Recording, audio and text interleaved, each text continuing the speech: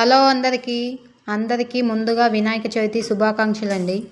వినాయకుడికి ఎంతో ఇష్టమైన పాల తాలికలు అందరికీ అర్థమయ్యేలాగా చెప్తాను. వీడియో లాస్ట్ వరకు చూడండి.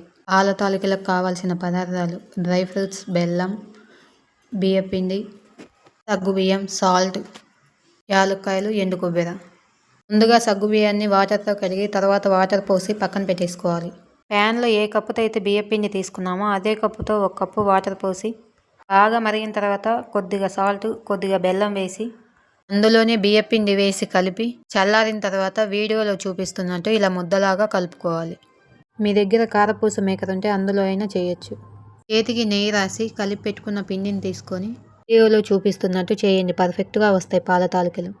ఏ బౌల్లో అయితే పాల తాలికలు చేస్తామో అదే బౌల్లో 1/2 లీటర్ పాలు పోసి ఒక పొంగు వచ్చాక నానబెట్టుకున్న సగ్గుబియ్యం వేసి సగ్గుబియ్యం ఉడికాయో లేదో చూసుకొని సగ్గుబియ్యం ఉడికాక దంచుకున్న యాలకులు వేసి మనం రెడీ చేసి పెట్టుకున్న పాల తాలికలు అన్నీ వేసి 5 నిమిషాలు అలాగే ఉడికించుకోవాలి.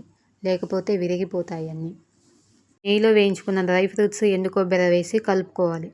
ముందుగా కరిగించుకున్న బెల్లం వేసి కలుపుకుంటే వినాయకుడికి నచ్చిన పాల తాలికలు రెడీ.